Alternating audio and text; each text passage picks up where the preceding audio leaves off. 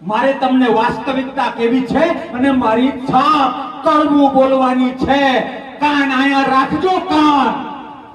આંદોલનનું જે થવાનું હોય એ થાય, પણ તમને 3 પેઢી કામ ના આવે ને આ શબ્દો તો ગામમાં ઘૂસવા ન દેતા.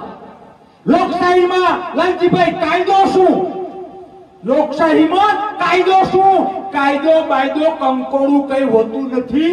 લોકશાહીમાં 51% જે કહે એ કાયદો, એ એ બંધારણ, એ સુપ્રીમ કોર્ટ, એ હાઈકોર્ટ, એ ડિસ્ટ્રિક્ટ કોર્ટ અને એ સેશન્સ કોર્ટ કાયદાની પત્તર ઠોકે છે આ ખોટી ગવર્નમેન્ટ. આ લોકોએ કદાચ રાજકીય વાત નહીં કરી હોય, પણ સત્યનો પૂજારી છું એટલે વાત કરું છું. આજે 27 તારીખ થઈ, કઈ 26 તારીખે જાન જોડી હતી, હા કે ના? 28 તારીખે જાન પાછી ઘરે પહોંચી હતી, હા કે ના? 1 મહિનામાં છૂટાછેડા થઈ ગયા, હજી પાછા નથી વળતા, પાછા નથી વળતા. આ લોકો ગમે એટલી મહેનત કરશે તો ભેગું નહીં થાય. એટલા માટે તમને 2 હાથ અને ત્રીજું માથું જોડીને વિનંતી કરું છું. મારે ખાલી 2-5 મિનિટમાં 1-2 એક્ઝામ્પલ આપવા છે. મેં સ્વીકાર્યું કે આપણે ખેડૂત છીએ. અહીંયા મજૂરી શું ચાલે છે એક દિવસની? 400 રૂપિયા.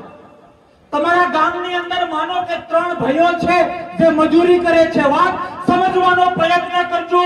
ભેગા થવાથી, મોટી મોટી બૂમો પાડવાથી કામ નથી થતા. કામ લોકશાહીમાં જો બાપ બનવું હોય તો એક થવું પડે.